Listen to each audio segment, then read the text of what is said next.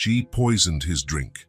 Homeless girl in a wheelchair warns him, and the single billionaire's life changes forever. Ryan Bennett adjusted his tie knot for the third time. He wasn't nervous, at least that's what he told himself. At 42, he'd closed multi-million-dollar deals without a blink. But tonight was different.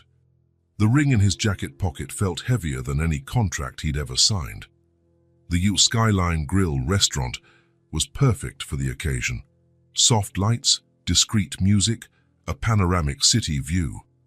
Ryan had reserved the corner table, away from the hustle. Everything was calculated for the right moment. Vanessa arrived promptly at 8, as always. Impeccable blonde hair, a navy blue dress that highlighted her light eyes. 3 years of dating, and she still made him feel like a lovesick teenager. "Sorry I'm late," she said, kissing his cheek. "Traffic was impossible." "You're not late." "I just arrived too early." She laughed. That clear, bright laugh that had won him over the first time they met at a business conference in New York. Ryan pulled out her chair for her to sit. "You seem different tonight," Vanessa observed, studying his face. "More anxious." "Anxious, no? Expectant?" The waiter approached with the menu. Ryan took it and began to study the options, even though he already knew what he was going to order. He'd called earlier to confirm they had her favorite special wine, the 2018 Cabernet. For 20 minutes, they talked about their workdays, weekend plans, and a trip they'd take next month. Ryan kept the conversation flowing, but his mind was focused on what would come after dinner. "Have you decided yet?" Vanessa asked after a while. "Almost," Ryan murmured, looking at the menu again. In truth, he was trying to find the courage for what was next. "How about we order that wine you love, the 2018 Cabernet?" "Perfect. You have an incredible memory for wines." Ryan smiled and called the waiter over. He ordered the red wine for himself, sparkling water for her.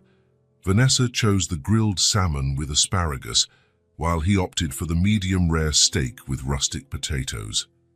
While they waited for their drinks, Ryan observed Vanessa. She looked stunning. The blue dress perfectly matched her eyes, and the pearl necklace he'd given her for her birthday shimmered softly under the restaurant lights. Everything seemed perfect. "What are you thinking about?" she asked, noticing his gaze. "You, us, how we got here." Vanessa smiled, touching his hand across the table. "Our 3 incredible years, and this is just the beginning." The waiter brought the wine and ceremoniously poured 2 glasses. Ryan thanked him and waited for him to move away before continuing the conversation. "Actually," Ryan said, picking up the menu again, "I want tonight to be special. I was thinking about dessert too. How about the tiramisu?" "I love tiramisu," Vanessa replied, but Ryan noticed she seemed slightly tense. He focused on the menu, studying the dessert options with exaggerated care. In truth, he was stalling for time. How should he begin? Should he talk about love first or go straight to the point? His hands were slightly sweaty. Vanessa took advantage of his absorption in the menu. She discreetly glanced around the restaurant, checking if anyone was paying attention to them. Most of the diners were engrossed in their own conversations. Quickly, she opened her purse and pulled out a small paper packet. With a precise movement, she emptied its contents into Ryan's glass. The powder dissolved instantly in the dark wine, leaving no trace. Ryan continued reading about cakes and ice creams, oblivious to everything that had just happened. Outside, a small figure was watching through the window. Emily had spent the entire day searching for food. It was a routine she knew well, waking up early, roaming the city streets, checking dumpsters behind bakeries and restaurants, always hoping to find something still edible. Her old wheelchair creaked as she positioned herself better to see inside the Skyline Grill. It was an elegant restaurant, the kind of place where wealthy people dined. Emily knew these places sometimes threw away good food, leftover bread, fruit that was starting to yellow, desserts no one finished. She always looked through the windows before going around to the back to search the trash bins. Sometimes she saw interesting things: people kissing, families celebrating birthdays, men in suits doing important business. That's when she saw something that made her stop. A man in a dark suit was sitting near the window, focused on what looked like a menu. Across the table, a blonde woman in a blue dress nervously looked around. When she was sure no one was watching, she took something small from her purse and poured it into the man's drink. It was a white powder that disappeared completely in the dark liquid. Emily frowned. That definitely wasn't right. On the streets, she'd learned to recognize when things were wrong. People putting things in other people's drinks was never a good sign. The man kept reading, having no idea what had happened. Emily looked around, searching for someone who could help, but the street was empty. It was up to her or no one. Inside the restaurant, Ryan finally lowered the menu. "All right," he said, smiling at Vanessa. "I think we'll share the tiramisu after all, and maybe some coffee." The waiter brought their main courses. Vanessa's salmon was perfect, golden and seasoned just right. Ryan's steak was exactly how he liked it. They ate, chatting about work, mutual friends, and his plans to renovate his house. Ryan tried to keep the conversation natural, but his nervousness was growing. Several times he touched the pocket where the ring was, checking if it was still there. Vanessa seemed to notice his anxiety and tried to reassure him with smiles and affectionate touches on his hand. "You're very quiet today," she commented after a while. "I'm thinking." "About what?" "The future, about us." Vanessa smiled, but there was something different in her eyes, a restlessness that Ryan couldn't quite identify. When they finished eating, Ryan wiped his hands on the napkin and took a deep breath. It was time. "Vanessa," he began, "these past 3 years have been the best of my life." "Mine too," she replied, but her voice sounded slightly tense. "I never imagined I could be this happy." "You changed everything for me." Vanessa smiled, but Ryan noticed she was nervously fidgeting with her napkin. "Actually," he continued, "I wanted to talk about our future, about what comes next." It was then that Vanessa abruptly stood up. "Excuse me, honey," she said, avoiding eye contact. "I need to use the restroom quickly." "I'll be right back." "Of course," Ryan replied, a little confused by the interruption. "I'm not going anywhere." He watched her walk away, moving faster than usual. Maybe she was nervous too. Maybe she knew what was coming. Ryan looked at his wine glass. It was still almost full. He decided he needed some liquid courage for what was next. He lifted the glass and took a generous sip. The taste was a little different than he expected, more metallic, more bitter, but expensive wines sometimes had those complex nuances. He took another sip, then another. Better finish it before Vanessa came back. That's when he heard the noise, wheels squeaking outside. The sound grew louder, as if someone was rapidly approaching the restaurant entrance. "What's that noise?" Ryan murmured, looking towards the door. Suddenly, the restaurant door burst open.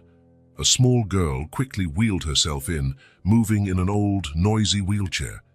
She couldn't have been more than 5, though, her clothes dirty and crumpled, and an urgent expression on her face. "Don't drink it. She put something in your drink."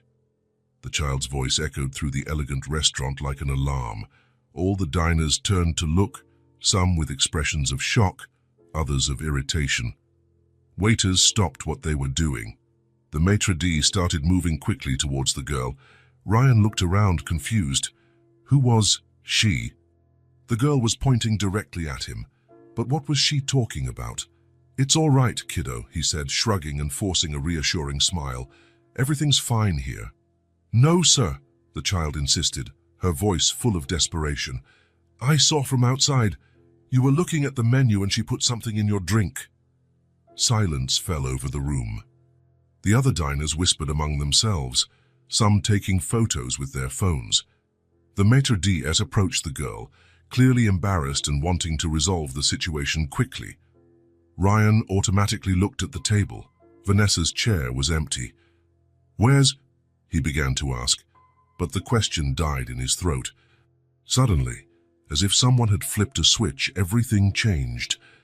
An intense, unpleasant tingling sensation took over his tongue, rapidly spreading throughout his mouth.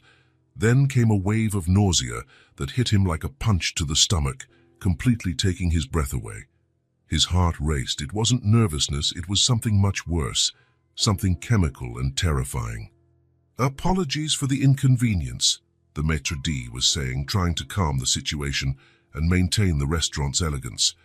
"We'll handle this right away." Ryan tried to respond, but the words came out jumbled and incomprehensible. The room began to spin violently, as if he were on an uncontrolled carousel. He clutched the table tightly, but his hands trembled uncontrollably. Cold sweat started to trickle down his face.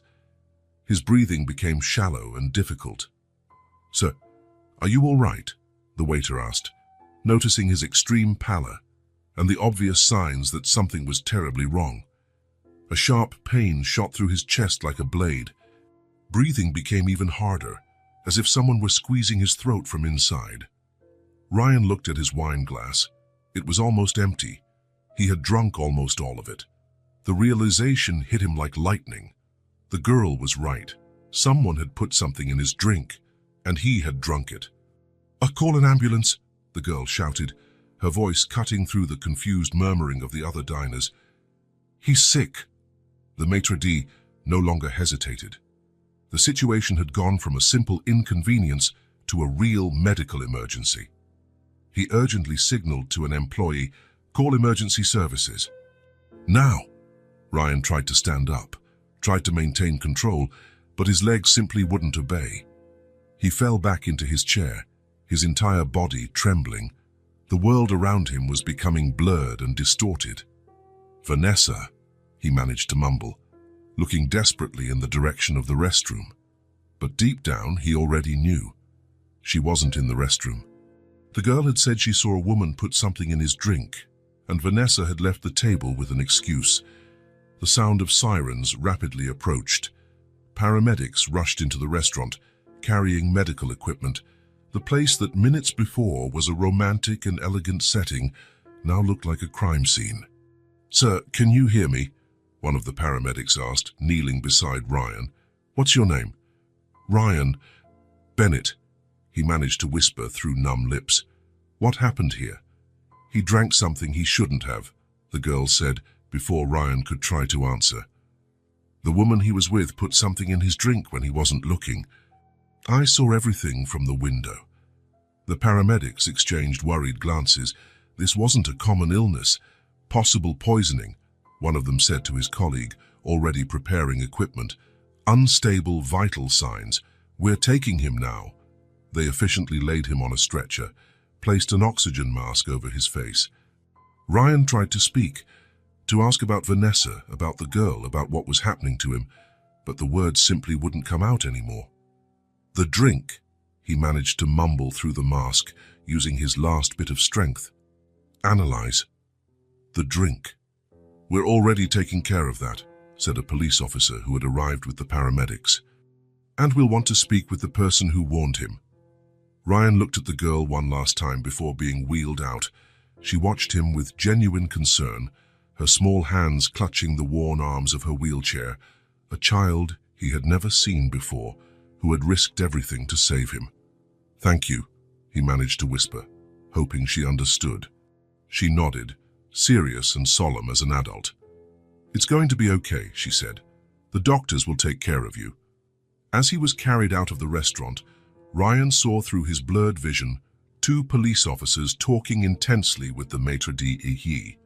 One of them held his wine glass in a clear plastic bag.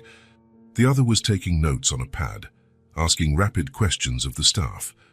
On the way to the hospital, as the ambulance cut through traffic with sirens blaring, Ryan tried to organize his thoughts through the chemical fog that clouded his mind. The puzzle pieces were falling into place in a terrible way. Vanessa had arrived on time. As always, she seemed normal, even happy. But there was something different about her today, a tension he had noticed but ignored. And when he started talking about the future, about them, she had left the table. To go to the restroom, she said, but she hadn't returned. The girl had said she saw a woman put something in his drink, a woman. and Vanessa was the only woman at his table. "Stay calm, sir," one of the paramedics said, checking his vital signs on the monitor. "We're almost there. You're going to be okay." But Ryan wasn't sure if he would ever be okay again. Not after this. The hospital appeared ahead, a fortress of white lights cutting through the darkness of the night. Ryan was taken directly to the emergency room, where a full medical team was already waiting for him. The engagement ring was still in his jacket pocket, which now hung on a hanger beside his hospital bed. 3 years of relationship, of plans, of shared dreams. And it had all crumbled in a matter of minutes, saved only by the desperate shout of an unknown little girl. Ryan closed his eyes as the doctors worked around him, trying to save his life. When morning came, if it came for him, everything would be different. Ryan signed the discharge papers with a hand that was still slightly trembling. 3 days in the hospital had been enough to clear the toxin from his system, but not to erase the memories of what had happened.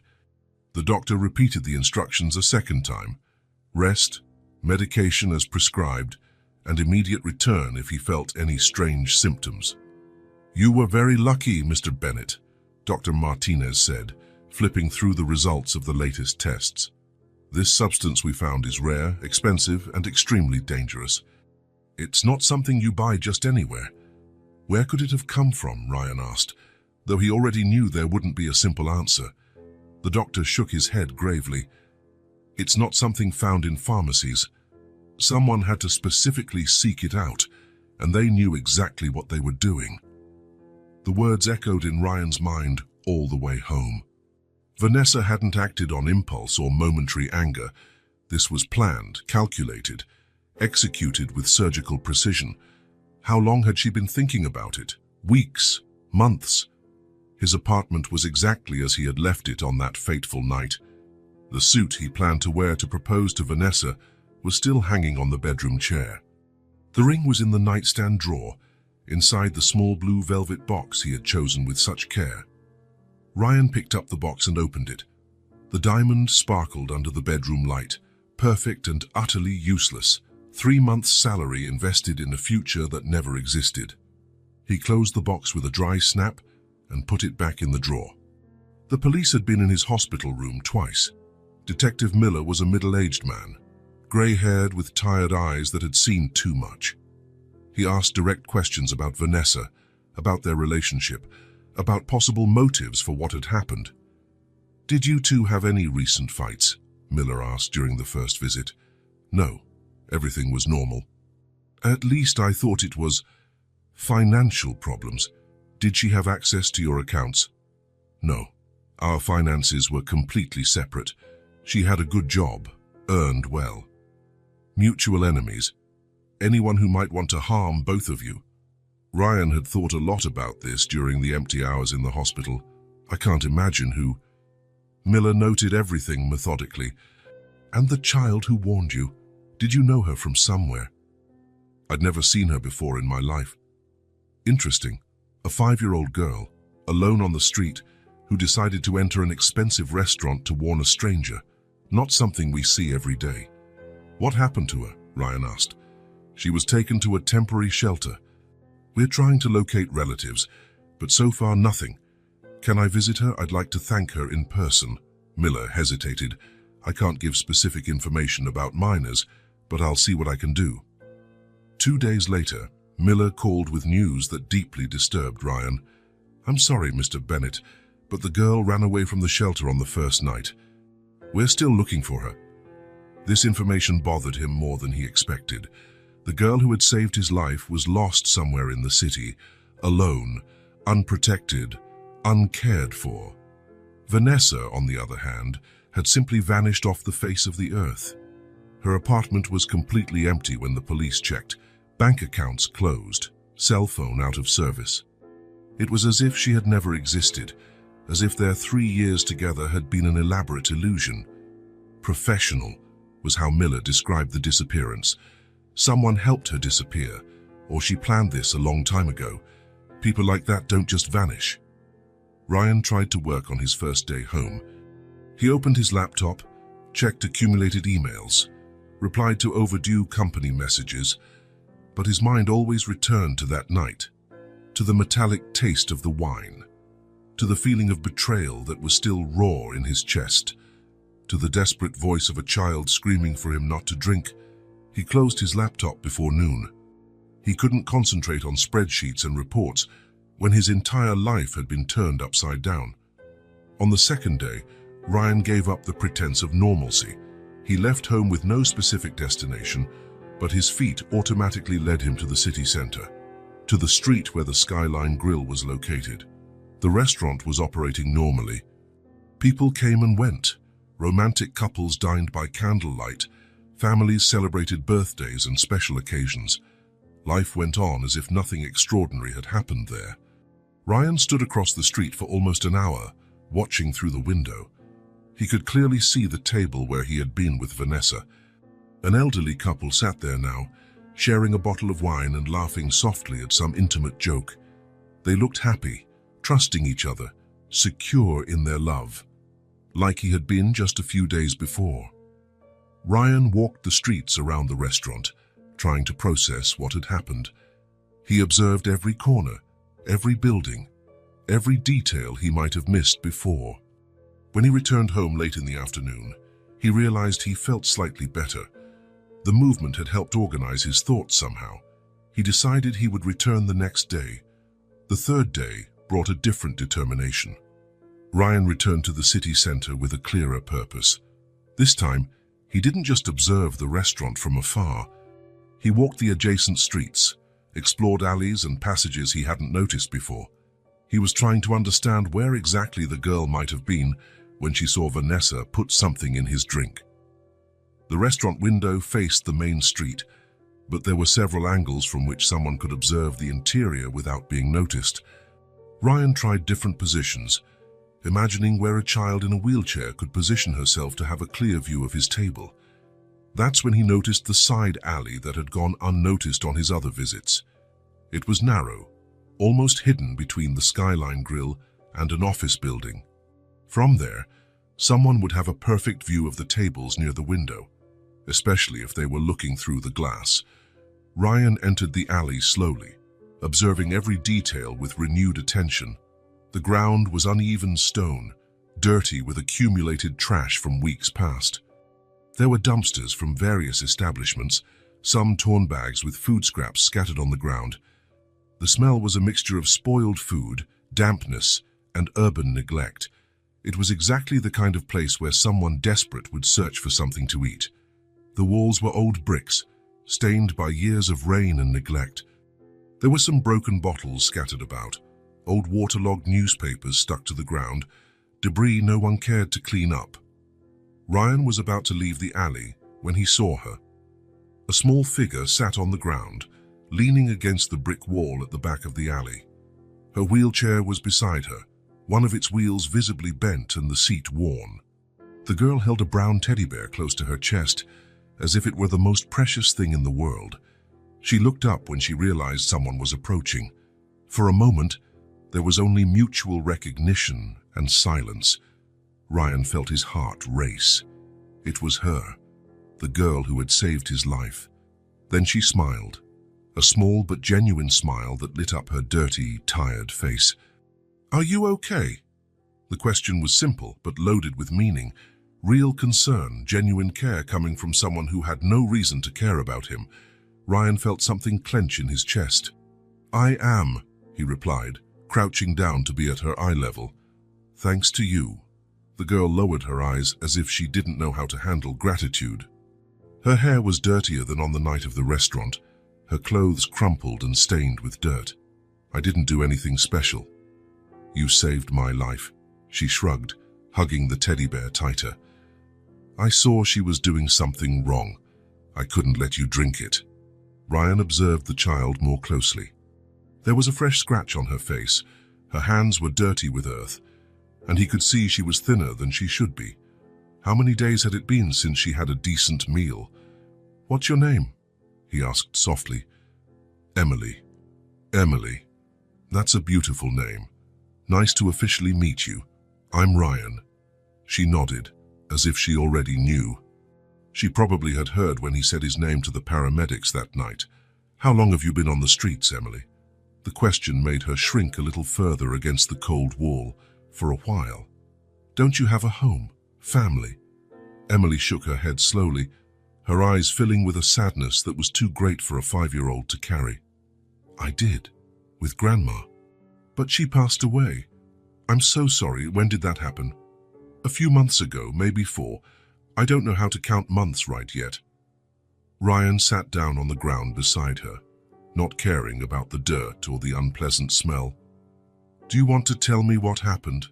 Emily hesitated for a long moment, stroking the worn fur of the teddy bear. Then she began to speak, her voice low and hesitant. Grandma got sick, really sick. She coughed a lot and couldn't get out of bed. Sometimes she had a high fever and said things I didn't understand. She paused, organizing the difficult memories in her mind. I tried to take care of her. I brought her water, made porridge when there was food in the house. But I didn't know how to make her better. Ryan felt his heart ache, a 5-year-old child trying to care for a seriously ill grandmother alone. One day she didn't wake up anymore. I stayed with her for a few days, waiting. I thought if I took good care of her, she would get better. But she didn't wake up. Emily stopped again, her eyes welling up with tears that she bravely tried to hold back. I tried asking the neighbors for help, but they didn't want to know. They said it wasn't their problem, that I had to call someone. And did you call? I didn't know how. Grandma always said not to trust strangers. But after a few days, some people came anyway. Someone must have called. Emily hugged Bruno tighter against her chest. They took Grandma away. They said she had died and couldn't stay at home. And you? They wanted to take me too. They said it was for my own good, that they were going to put me in a new family. But Grandma always said that if anything happened to her, I had to run away. Emily looked at Ryan with big, haunted eyes. She said there were bad people who took children and did horrible things, that I couldn't trust anyone, only her. So when she died and those people came for me, I ran away. The story was told simply, without unnecessary drama, but each word cut Ryan's heart like a blade. A 5-year-old child, alone in the world, living on the streets because she was afraid to ask for help. How do you get food?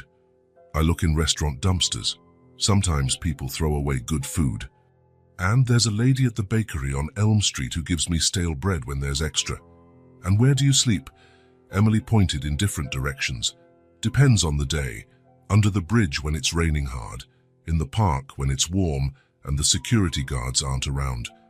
Here in the alley when I want to be near restaurants. Ryan looked around the dirty, damp alley. A child sleeping there. A child with a disability. Alone and vulnerable. At the mercy of any ill-intentioned person. Emily, you know you saved me that night, right? She nodded shyly.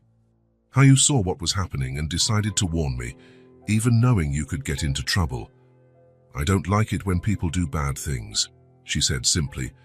Grandma taught me that you always have to help when someone's in danger. Your grandma was right about that. You are very brave. Emily shook her head vigorously. No, I'm not. I'm afraid of a lot of things. I'm afraid of strangers, of loud noises, of being alone in the dark. Courage isn't about not being afraid, Emily. Courage is doing the right thing, even when you are afraid. She thought about it for a moment, biting her lower lip. Grandma said something similar. That she was afraid of a lot of things, but she always did what she thought was right for me. Ryan stood up and extended his hand to her. Come with me.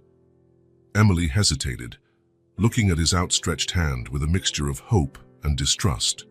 Where? First, let's get some decent food. Are you hungry? Emily's stomach audibly rumbled in response, making her blush with embarrassment. Always, she admitted softly. Then let's fix that. And after we'll talk about some important things. Emily looked at Bruno, as if asking the teddy bear for advice. Then she looked back at Ryan. You won't hand me over to those people. I won't hand you over to anyone without talking to you first, I promise. Emily studied his face for a long moment, looking for signs of deceit or ill intent. Apparently satisfied with what she saw, she took Ryan's hand. Okay. Ryan helped her stand up and then sit in her wheelchair, noticing how worn and unstable it was. One of the wheels was indeed bent, and the brakes didn't seem to work properly. "Does this teddy bear have a name?" he asked as they left the alley. "Bruno. Grandma gave him to me when I was very little. She said he would always protect me." "He's nice, and it looks like he's taking good care of you. He's kind of old and dirty, but I like him. He's my best friend." They left the alley together, Emily pushing the wheels of her chair with determination, Ryan walking beside her and adjusting his pace to match hers. "Emily," he said when they reached the main street, "I want to ask you an important question." "You can ask." Ryan stopped and crouched in front of her again, looking directly into her eyes. "You saved my life that night. You gave me a second chance when I didn't even know I needed one. Now I want to do something for you too." Emily watched him with curiosity mixed with caution. "Do you trust me?" Ryan asked. She thought for a long moment, studying his face with the seriousness of someone much older. "I think so," she finally said. "Then let me take care of you, at least for today. We can start slowly and see how things go. What do you think?" Emily hugged Bruno to her chest. "You won't send me away later?" "No, Emily, I won't." "What if I do something wrong? What if I break something or talk too loud?" "Everyone does things wrong sometimes. That's part of being human. It doesn't mean we'll give up on each other." Emily looked at him for another moment, then smiled. This time, a bigger, more confident smile that completely transformed her face. "Okay," Ryan smiled back, feeling something warm in his chest. For the first time since the night at the restaurant, he felt that something good could come out of this terrible situation. "Then let's start. Do you like hamburgers?" Emily's eyes lit up like stars. "I've never had a real hamburger. I only saw them in commercials."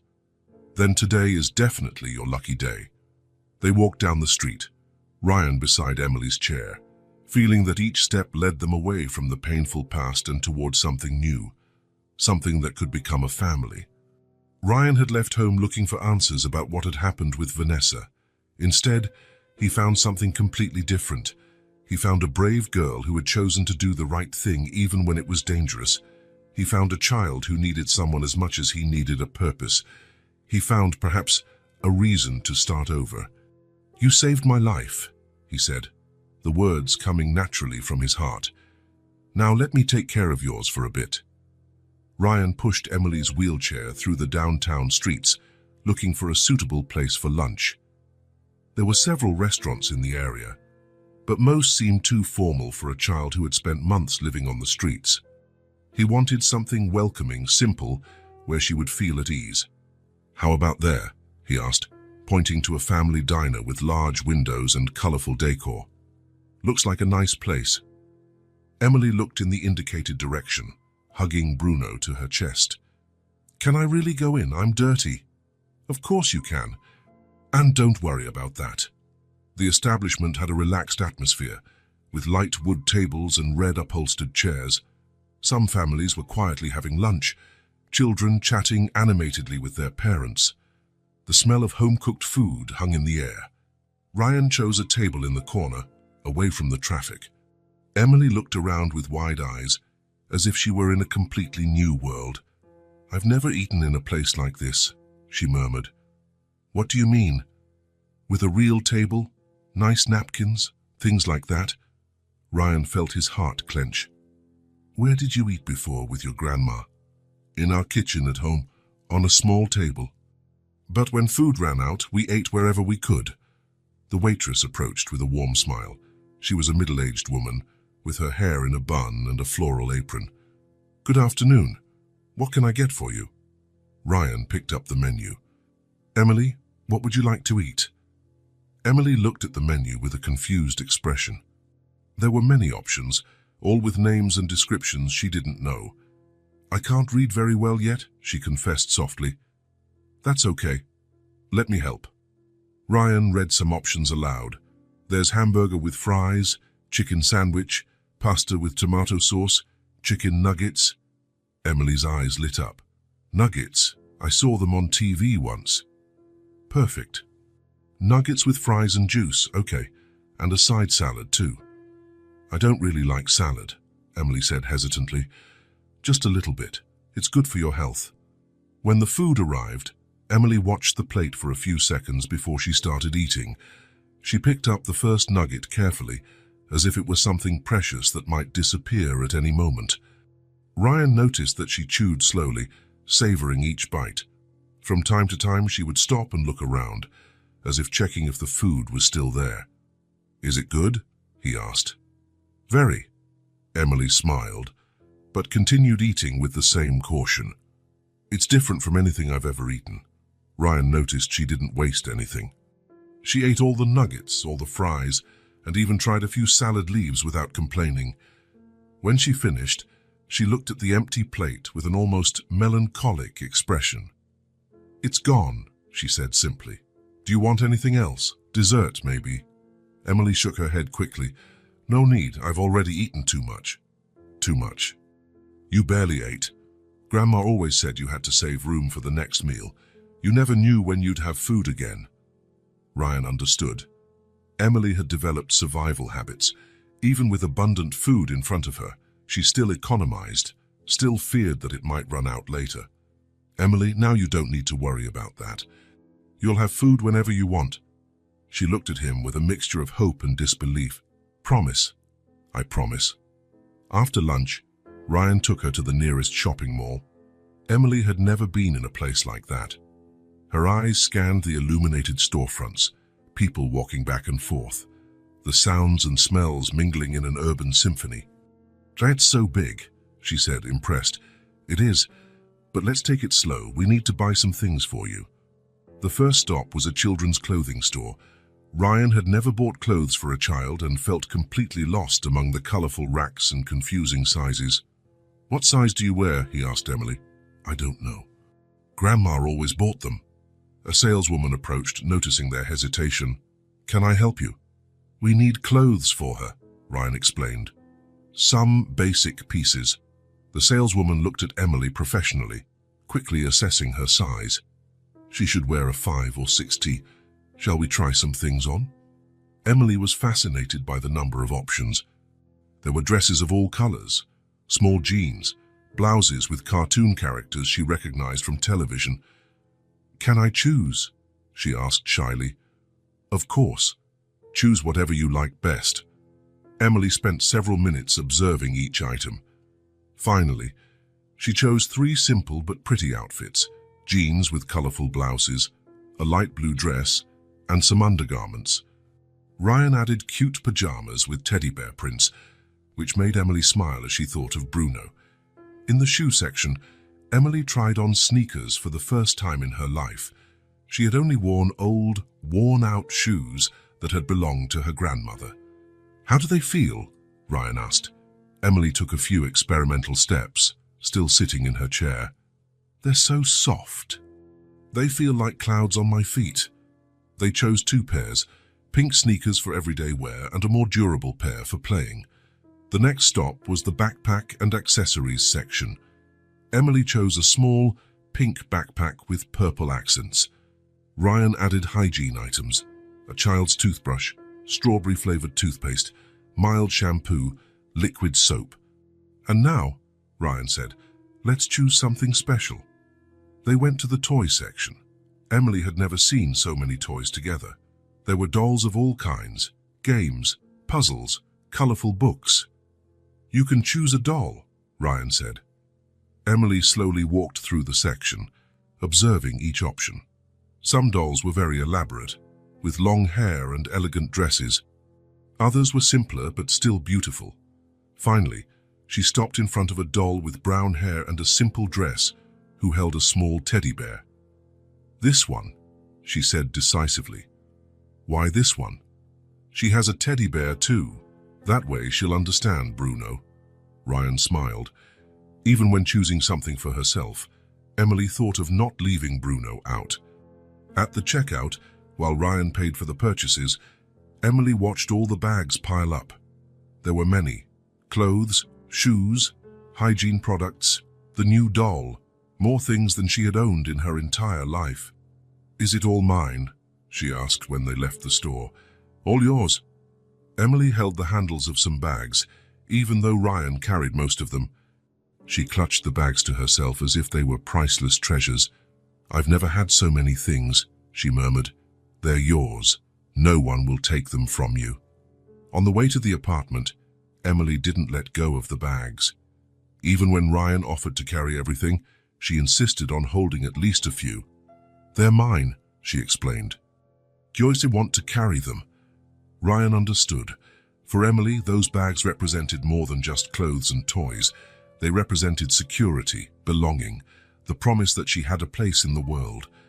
When they arrived at the apartment, Ryan realized he hadn't planned where Emily would sleep. His apartment had 2 bedrooms, but the second one was used as an office, full of documents and work equipment. "Let's see what we can do," he said, looking around. Emily followed him, observing each room with curiosity. The apartment was modern and well organized, very different from the simple house where she had lived with her grandmother. "It's big," she commented. "You think so?" Grandma's house was very small. It only had 2 rooms and a tiny kitchen. Ryan opened the door to the second bedroom. There was a large desk, computer, shelves full of books and papers, but there was also a sofa where he sometimes rested when he worked late. "We can turn this room into yours," he said. "What do you think?" Emily entered the room and looked around. "Can I really stay here?" "Of course, we'll get everything ready for you." Ryan began to move some furniture, creating space. He cleared documents from the desk, organized books on the shelves, freed up as much area as possible. Meanwhile, Emily opened her bags and began to sort her new things. She carefully folded her clothes, organized her hygiene products, placed the new doll next to Bruno. "She needs a name," Emily said, holding the doll. "What name do you want to give her?" Emily thought for a moment. "Luna. Because she has moon-colored hair. Luna is a beautiful name." Ryan went to his bedroom and brought clean sheets, extra pillows, and a soft blanket. He made up the sofa as a temporary bed, ensuring it was comfortable. He searched his cupboards and found a small lamp he no longer used. He placed it on the table next to the sofa, creating a soft, inviting light. "There," he said, observing the result. "Your room." Emily looked around, amazed.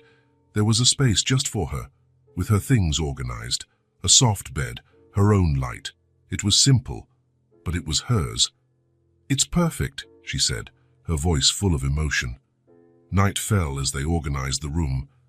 Ryan prepared a simple dinner, pasta with tomato sauce and cheese, something Emily could easily eat. During dinner, Emily told him about some places where she had slept on the streets, under awnings, on park benches, in dark alleys. Ryan listened with a heavy heart, imagining such a small child facing all those difficulties alone. "But now it's over," he said. "You won't sleep on the street ever again." "Promise?" "I promise." After dinner, Ryan helped Emily get ready for bed. She took a warm bath, put on one of her new pajamas, and brushed her teeth with the colorful toothbrush they had bought. When she lay down on the improvised bed, she held Bruno with one arm and Luna with the other. "They'll get along," she said, referring to the 2 teddy bears. "I'm sure they will." Ryan adjusted the blanket, checked if she was comfortable, turned on the bedside lamp, and turned off the main bedroom light. "Ryan," Emily said in the dark. "Yes?" "It's been a long time since anyone told me good night." The phrase cut Ryan's heart.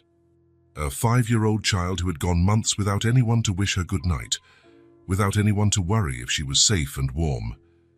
He approached the bed and knelt beside it. "Good night, Emily," he said softly. "You're home now."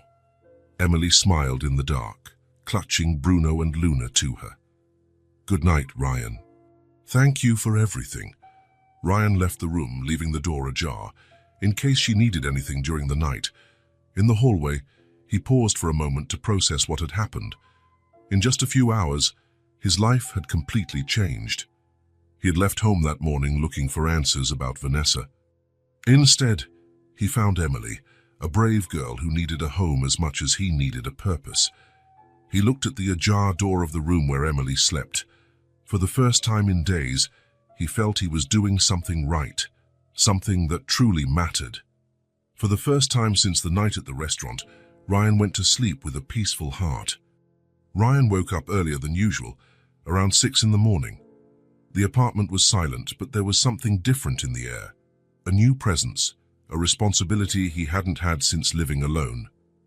Emily was sleeping in the next room, and for the first time in weeks, he had a concrete reason to get out of bed. He walked through the kitchen, trying not to make noise, thinking about what to prepare for breakfast. His refrigerator was typical of a bachelor.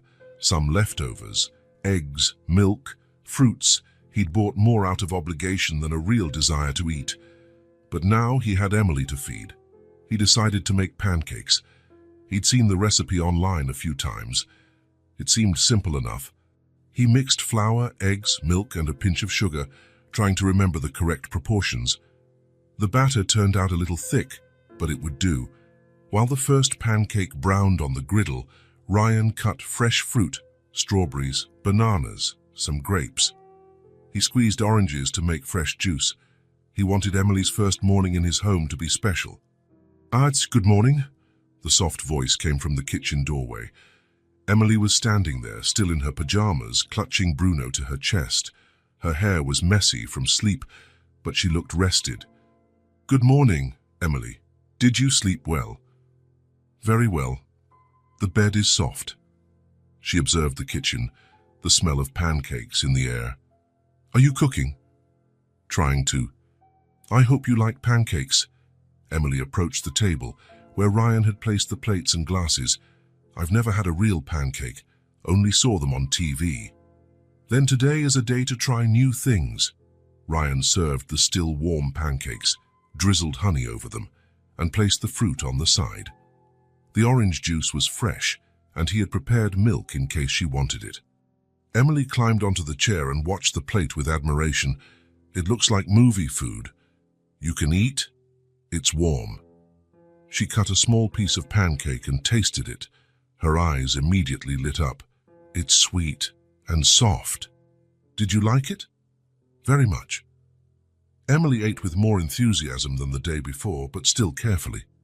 Grandma tried to make pancakes sometimes, but they never turned out like this. Ryan sat on the other side of the table with his own plate. "Tell me more about yourself, Emily. What do you like?" Emily thought as she chewed. "I like to draw.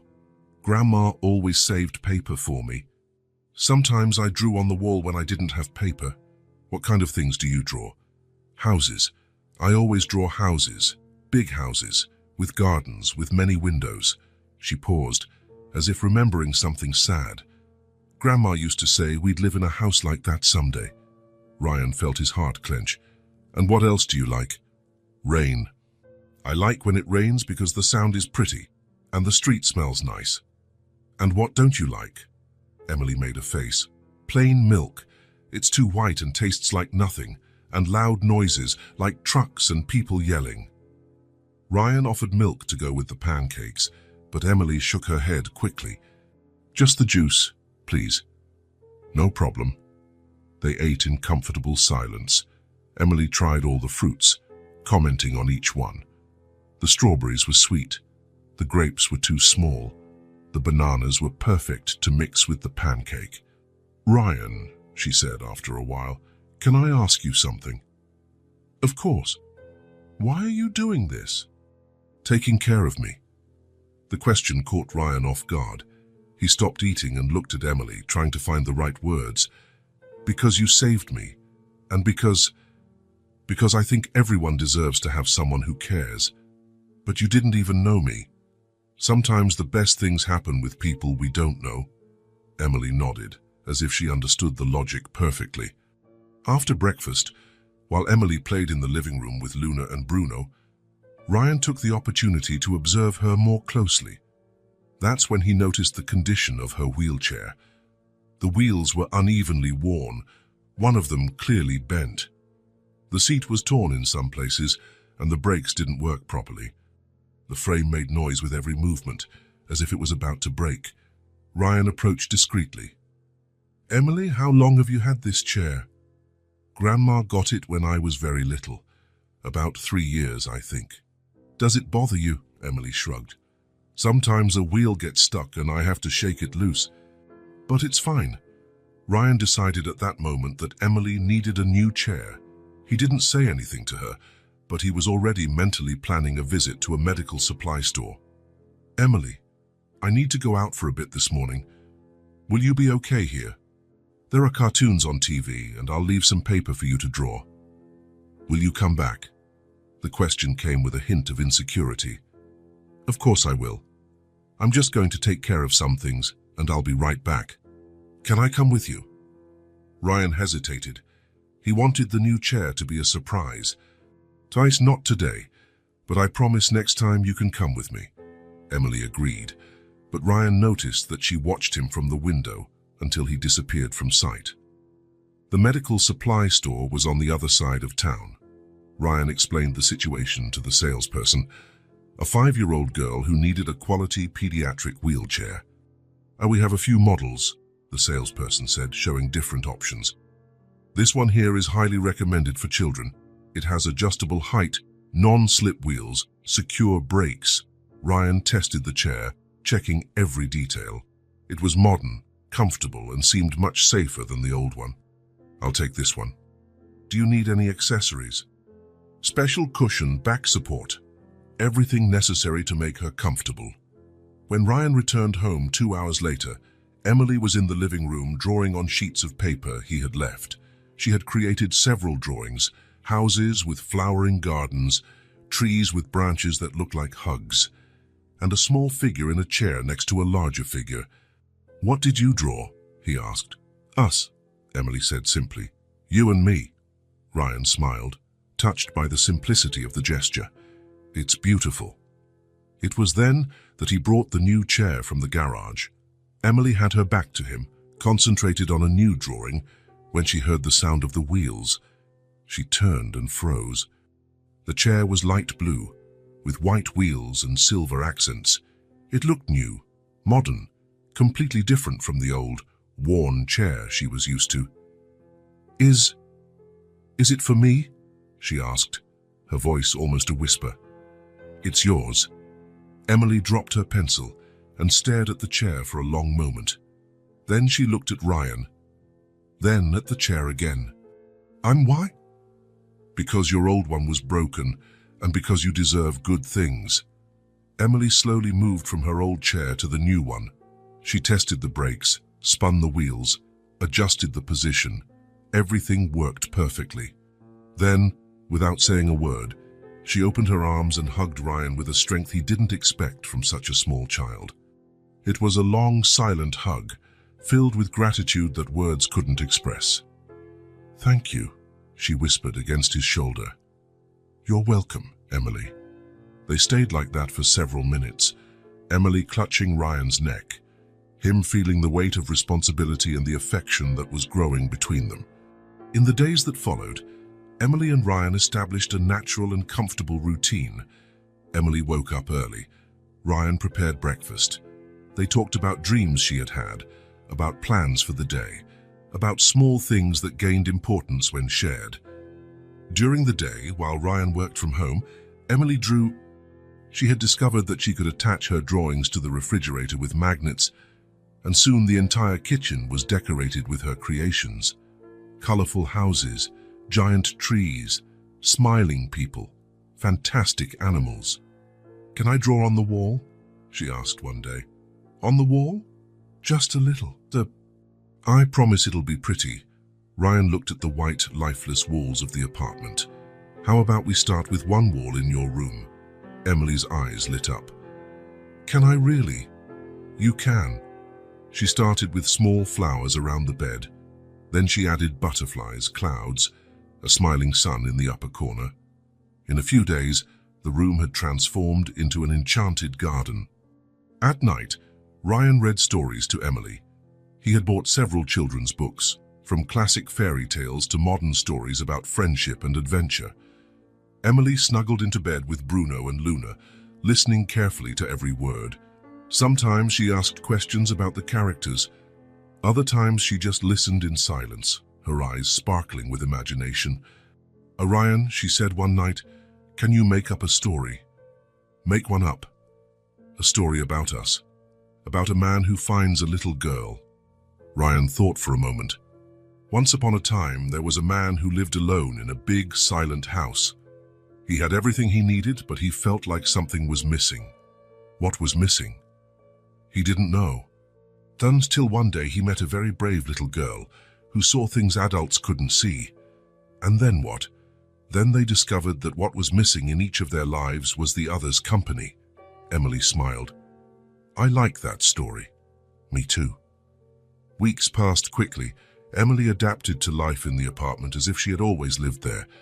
She learned to use simple appliances, organized her drawings in folders Ryan had bought, and helped prepare simple meals. More importantly, she started talking more. She told him about strange dreams, about things she remembered from life with her grandmother, about plans she had for when she grew up. "I want to be an artist," she said one day, while drawing a colorful castle. "And I want to live in a house with a huge garden. I'm sure you will achieve that." Ryan also changed. His days gained purpose and structure. He woke up thinking about Emily's breakfast, went to sleep checking if she was covered and safe. Work remained important, but it was no longer the only thing in his life. One day, his friend Mark came to visit him. They had been college classmates and kept in regular contact, meeting for dinner once a month. Mark observed the drawings on the refrigerator, the organized toys in the living room, the completely different atmosphere of the apartment. "Ryan, man, what happened here?" "What do you mean?" "Your place turned into a kindergarten." Ryan laughed. "More or less." Emily was in her room, drawing, but Ryan could hear the soft whirring of her wheelchair as she moved. "Is that the girl who saved you?" Mark asked. "It is, and now she lives here." "She does." Mark sat on the couch trying to process the information. "Ryan, you barely know this kid.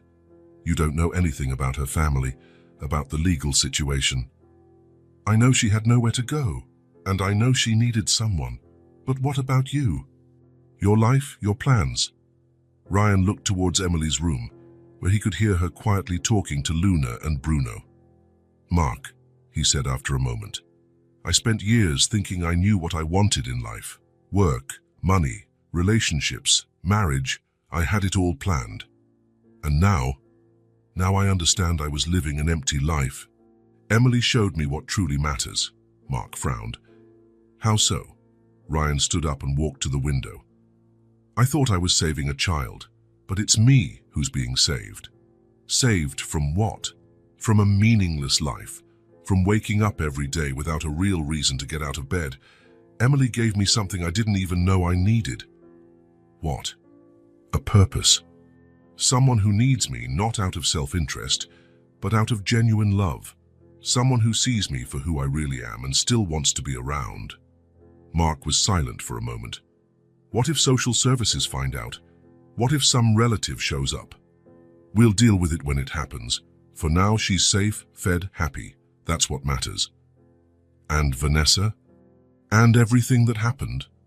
Ryan thought of his ex-fiancée who had tried to poison him. The pain and anger had subsided over time, replaced by a strange sense of gratitude. "If Vanessa hadn't done what she did, I never would have found Emily. In a twisted way, she gave me the greatest gift of my life." Mark shook his head, impressed. "I've changed, man. For the better. Definitely for the better. I've never seen you so at peace." That night, after Mark left and Emily was asleep, Ryan sat on the apartment balcony, thinking about their conversation. It was true. He had changed profoundly since Emily came into his life. Before, his days were predictable and empty. Work, gym, dinner alone, television, sleep, lonely weekends, superficial relationships, a constant feeling that something was missing. Now, each day brought small discoveries. A new drawing by Emily on the refrigerator, an unexpected question during breakfast, a made-up story at bedtime. Simple moments that filled his life with meaning. Ryan went into the apartment and glanced into Emily's room. She was sleeping soundly. Bruno and Luna snuggled beside her. The bedside lamp cast a soft glow on the walls, decorated with her drawings. For the first time in a long time, Ryan felt complete. He felt at home. He felt saved. Ryan watched Emily draw at the kitchen table, concentrating on creating another one of her colorful houses. She had been living with him for 3 weeks, and their routine had become natural and comforting. Breakfast together, stories at night, drawings scattered throughout the house. But there was something that still bothered him, an unresolved issue that weighed on his mind every night before bed. Vanessa. Why had she done that? What had transformed him, in her eyes, into someone who deserved to die? The question haunted him not out of anger or a desire for revenge, but from a deep need to understand, to close that dark chapter of his life once and for all. "Emily," he said, setting down his coffee cup, "I need to travel tomorrow. Just for 1 day." She looked up from her drawing, a green pencil still in her hand. "Where to?" "To resolve something important from the past. Can you stay with Mrs. Evans downstairs? She said she'd love to get to know you better." Emily nodded, but Ryan immediately noticed the worry that flashed in her eyes. "Will you come back?" "I always come back, Emily, I promise." "What if something bad happens?" Ryan knelt beside her chair. "So nothing bad will happen. It's just a conversation I need to have. A conversation that will help me find peace." The next morning, Ryan called the private investigator he had hired a week earlier. Robert Davis was an experienced man, a former police officer, recommended by a lawyer Ryan knew from the business world. "I found her," Davis said over the phone, his voice deep and professional. "Vanessa Santos is living in Portland, about a 3-hour drive from here. Small apartment downtown, works part-time at a coffee shop, very low-key life. Are you absolutely sure it's her?" "Without a shadow of a doubt. I sent the photos you asked for by email. I can accompany you if you want." "No, thank you. This is something I need to do alone." Ryan hung up and opened the email with the photographs. It was definitely Vanessa, but an almost unrecognizable version of the elegant woman he had known. Darker hair, cut short, simple, unstylish clothes, an almost deliberately ordinary appearance, as if she were trying to hide from the world. "What's the exact address?" Ryan typed. 247 Oak Street, apartment 3B. "Ryan, are you sure you want to do this? This woman tried to kill you. It could be dangerous." "I'm sure, and it's not dangerous. I just need answers." The drive to Portland seemed longer than it actually was. Ryan drove in silence, watching the landscape gradually change from suburban to rural and then urban again. Throughout the journey, he mentally rehearsed what he would say, how he would react, what questions were truly important. He didn't want confrontation or unnecessary drama. He didn't want to yell or accuse. He just wanted to understand what had transformed 3 years of seemingly happy relationship into an attempted murder. Oak Street was in a modest neighborhood in Portland, with old but well-maintained buildings, mature trees on the sidewalks, and a quiet working-class atmosphere. Number 247 was a 3-story building, with faded paint but a solid structure. The kind of place where people live simple, discreet lives. Ryan parked across the street and observed the building for a few minutes. He didn't know if Vanessa was home, if she would recognize him immediately, if she would try to flee out the back door as she had at the restaurant. He took a deep breath, crossed the street and entered the building. The hallway smelled of cleaning products and was dimly lit. He went up to the 3rd floor, his steps echoing on the wooden stairs. He stopped in front of apartment 3B and stood there for almost a minute, listening to the normal sounds of a residential building. Televisions on port, muffled conversations, the distant clatter of someone cooking. Finally, he knocked on the door. Slow footsteps approached from the other side. A hesitant and clearly nervous voice asked, "Who is it?" "Ryan." The silence that followed lasted almost a full minute. Ryan could imagine Vanessa on the other side of the door, paralyzed, deciding whether to flee or face the situation. Then, the sound of several locks being undone. The door opened just a few inches, held by a security chain.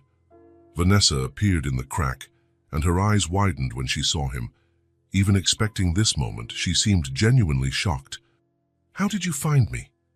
Does it really matter now?" She stood still, clearly conflicted between slamming the door in his face and facing a conversation she probably knew was inevitable. "What do you want?" "To talk. 5 minutes. Then I'll leave and you'll never see me again. I'll scream, I'll call the police. I'm not going to hurt you, Vanessa. You know that. I just want to understand why you did what you did."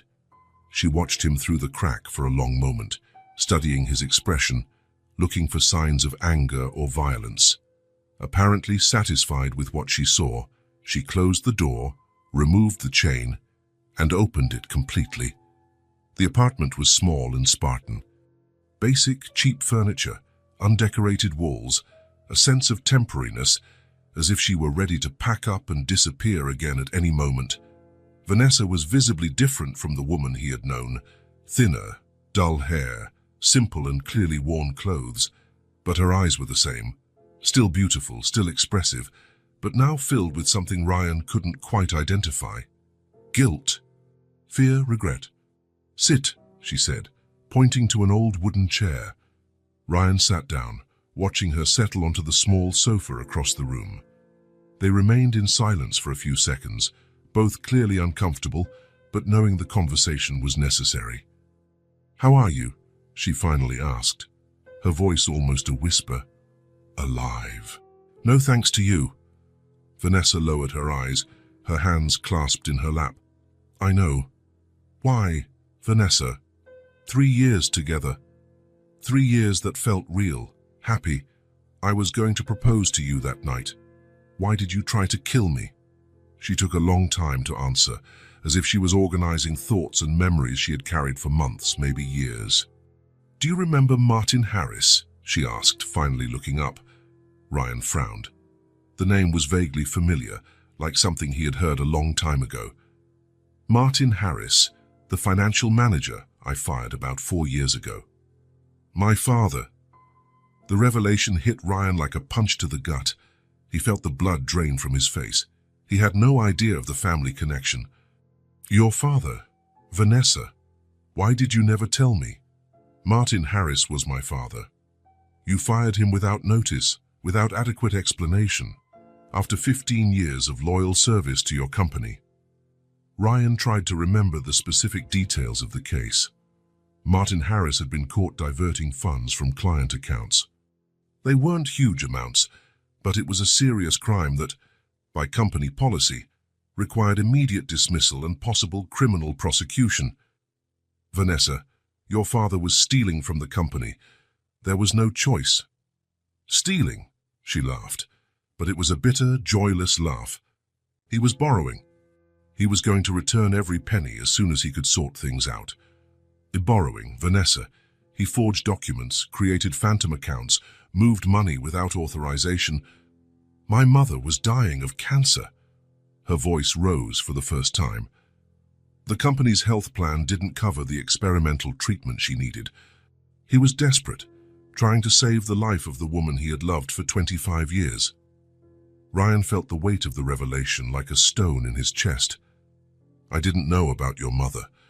Nobody told me about his family situation." "Of course you didn't. You didn't even ask. You didn't want to hear explanations. You simply fired him, said you would sue him for embezzlement, and completely destroyed his reputation in the market." Vanessa stood up and walked to the small window that overlooked the street. "After you fired him and spread the word about what he had done, no one else wanted to hire him. 15 years of impeccable career ended overnight. He became a pariah in the financial market. And then what happened? Then he started to get sick. Deep depression, high blood pressure, heart problems caused by stress. My mother died 6 months later because we couldn't afford the treatment that might have saved her. My father died a year later. A massive heart attack at 52. Ryan remained silent, processing all the information, trying to reconcile the version of events he knew with this new perspective. "My entire family crumbled because of your decisions," Vanessa continued, still with her back to him. "We lost our house, our cars, our life savings. I had to drop out of college in my final year, work any job I could find to pay the hospital bills and then the funerals. Why did you never tell me this? Why didn't you come to me to explain the situation?" Vanessa turned to him, and Ryan saw that her eyes were shining with contained tears and repressed anger. "Come to you. You, the man who destroyed my family. I spent 2 whole years planning how to get revenge on you, how to make you feel the same pain we felt. And the solution was to pretend to love me. At first, yes, I researched your life, your habits, your tastes. I carefully planned how to enter your life. I entered your life to take from you exactly what you took from us: money, security, future, peace. But 3 years, Vanessa, 3 whole years pretending to love someone you hated." She sat back down, visibly calmer now, as if telling the story had lifted a burden. "It wasn't all pretense, Ryan. I genuinely developed feelings for you, real feelings. That made everything much more complicated and painful. Then why did you decide to kill me? Because that night at the restaurant, when you were about to propose to me, I realized I couldn't keep pretending to be someone I wasn't.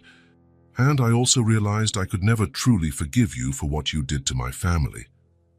Ryan looked at her, at the woman he had genuinely loved, who had betrayed his trust in the cruelest and most dangerous way possible. "Vanessa, your father committed a crime. I understand his desperation, the impossible situation, but he broke the law and violated the company's trust. And you didn't have an ounce of compassion. You didn't try to understand, didn't give a second chance, didn't offer an alternative. And you thought the solution was to poison me in a restaurant." She covered her face with her hands, finally letting the tears flow. "I know it was terrible. I know I turned into a criminal, into a person my parents would be ashamed to call their daughter. But I was blind with rage, pant with pain, with a desire for revenge." Ryan slowly stood up. He had gotten the answers he sought. They weren't the answers he expected or wanted, but they were enough for him to move on. "Vanessa," she raised her red eyes, "I won't report you to the police." She looked at him with genuine surprise. "Why?" "After everything I did. Because it won't bring your parents back.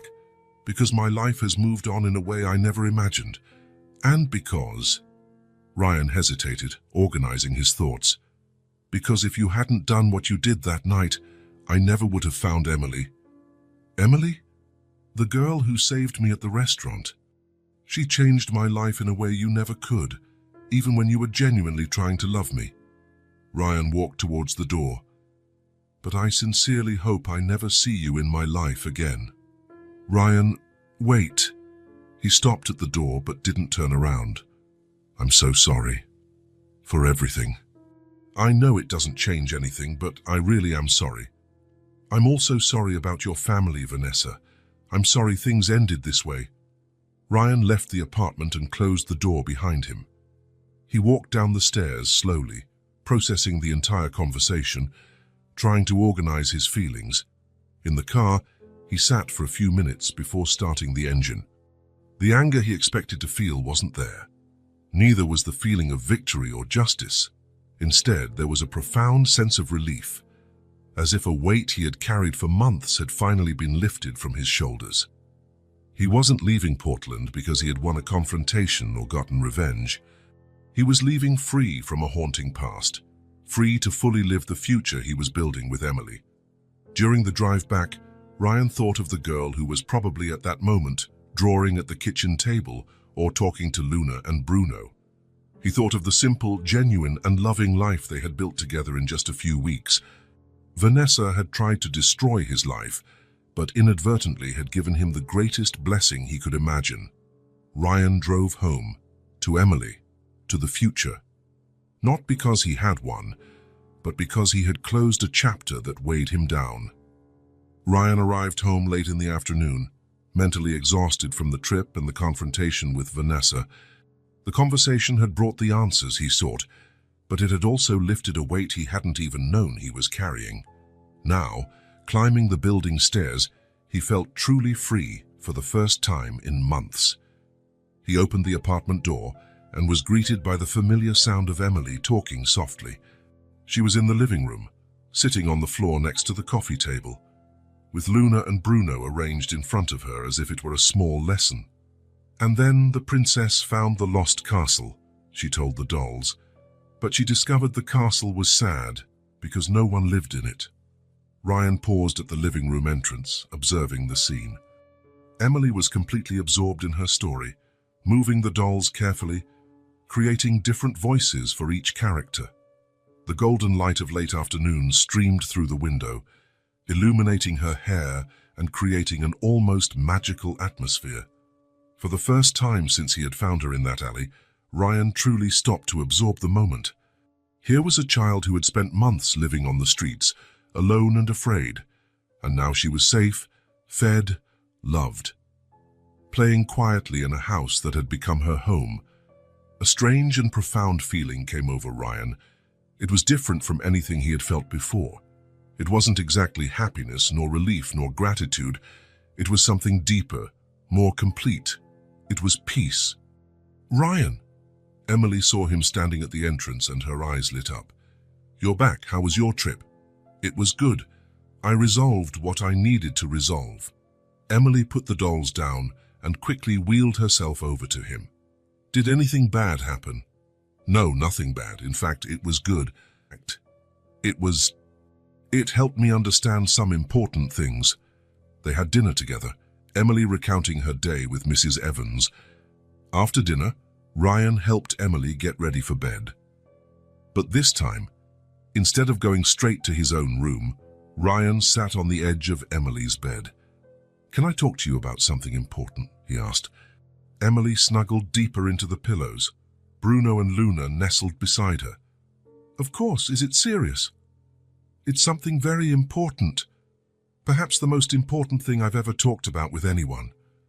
Emily watched him with full attention, sensing the seriousness in his tone of voice. "Emily," Ryan began, choosing his words carefully, "since you came here, my life has completely changed.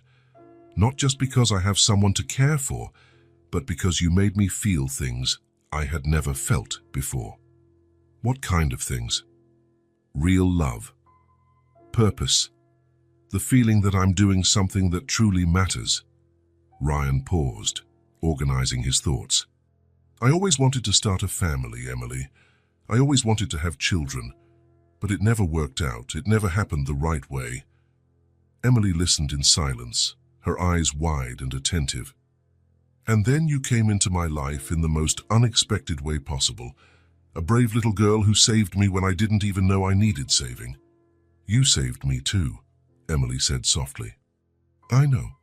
And that's why I want to ask you a very important question." Ryan took a deep breath, feeling his heart quicken. "Emily, would you like to be my daughter?" For a moment, silence filled the room. Emily looked at Ryan with an expression that shifted from surprise to understanding, and then to pure, intense joy. She didn't hesitate, didn't think, didn't ask any more questions. She simply threw the covers aside and rushed into Ryan's arms, hugging him with a strength that seemed impossible for such a small child. "It's what I want most," she said, her voice muffled against his shoulder. "I was tired of living alone. I wanted to have a family again, but I thought it would never happen." Ryan hugged her back, feeling unexpected tears. "So you want to? You want to be my daughter?" Emily pulled back slightly to look directly into his eyes. "Can I call you Daddy?" "You can call me whatever you want, Daddy," she said, testing the word. "Daddy Ryan. And you will be Emily Bennett." "Emily Bennett," she repeated, smiling. "I like the sound of that." The next morning, Ryan called a lawyer specializing in family law. Dr. Patricia Jenkins was known for handling complex adoption cases. "It's a delicate case," Dr. Jenkins said during the consultation, "but not impossible. The child's well-being is always the priority, and from what I see, she is clearly happy and well cared for." Emily was sitting beside Ryan. Dr. Jenkins, How long will it take for me to truly be Ryan's daughter? A few weeks, maybe a few months. It depends on how quickly we can gather all the paperwork. And can I help with anything? You'll need to talk to a few people, a social worker, maybe a psychologist. They'll want to make sure you're happy and safe. Emily looked at Ryan. Can I tell them you're the best daddy in the world? The process began the following week. Emily participated in everything with enthusiasm, answering the professionals' questions with honesty and joy. Ryan takes good care of me, she told the social worker. He makes pancakes for breakfast, reads stories at night, and bought me a new chair. And how do you feel living with him? Safe, happy, at home. And you want him to be your legal father? I already think of him as my dad. The papers will just make it official. At home, while they waited for the legal proceedings, Ryan and Emily celebrated in their own way. Ryan decided to make special pancakes, heart-shaped with extra strawberry topping. They're celebration pancakes, he explained while cooking. Celebration of what? Of family. Of you. Of us. Emily watched him cook, then had an idea. Can I make something special too? Of course. What do you want to make? A poster for my room, to show that now I have a real family. After the celebratory breakfast, Emily locked herself in her room with paper, colored pencils, and total concentration. Ryan could hear her working, quietly talking to herself as she drew. 2 hours later, she called him. Done. Want to see? Ryan entered the room and found Emily holding a colorful poster. In the center, in large, carefully drawn letters, it read, "Now I'm a real daughter." Below it was a drawing of 2 figures, one tall and one small in a wheelchair, holding hands in front of a house with a blooming garden. It's beautiful, Emily. Can I hang it on the wall? Of course. It's your room, your home. They hung the poster on the wall next to the bed, right where Emily could see it every morning when she woke up and every night before she went to sleep. The months that followed were filled with adaptation and growth. The adoption process moved slowly, with paperwork, interviews, and regular visits. Emily faced everything with courage, always eager to answer yes. She wanted Ryan to be her father forever. Their routine settled naturally.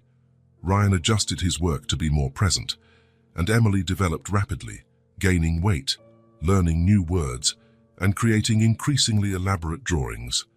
One sunny Saturday morning, Ryan decided it was time for a special adventure. Emily, how about we go to the park today? Her eyes lit up. The big park with the playground and the huge trees. That's the one. We can have a picnic. Emily clapped her hands with joy. I'm going to bring Luna and Bruno so they can see the park too. Ryan prepared sandwiches, fruit and juice in a basket, while Emily carefully arranged her dolls. The municipal park was a 15-minute drive away. It was a large green space, with ancient trees, paved trails, accessible playground equipment, and plenty of open space. It's gigantic, Emily exclaimed when they got out of the car, and it's all ours to explore. Ryan pushed her chair along the paved paths, stopping at different points so she could get a better look. Emily moved joyfully in her new chair, pointing at everything. Colorful birds, flowers she didn't know, families picnicking, children playing. Look at those ducks, she shouted, pointing to a small pond. Can I get closer? Of course. They approached the edge of the pond. Emily watched the ducks with fascination, darting her eyes from one animal to another, quietly talking to Luna and Bruno about everything she saw. That's the daddy duck, she explained to the dolls, and that's the mommy duck, and those little ones are the ducklings. They found a perfect spot for the picnic, a grassy area under a large tree with natural shade and a clear view of the playground. Ryan spread a blanket on the ground and arranged the food. Emily ate with appetite, but couldn't stop looking around. Everything was new and fascinating. Other families were picnicking nearby, children ran and played, teenagers threw a frisbee. Is this what families do? She asked. What do you mean? These things, picnics, going to the park, staying together. It's one of the things families do, yes. I like it. I want to do this always.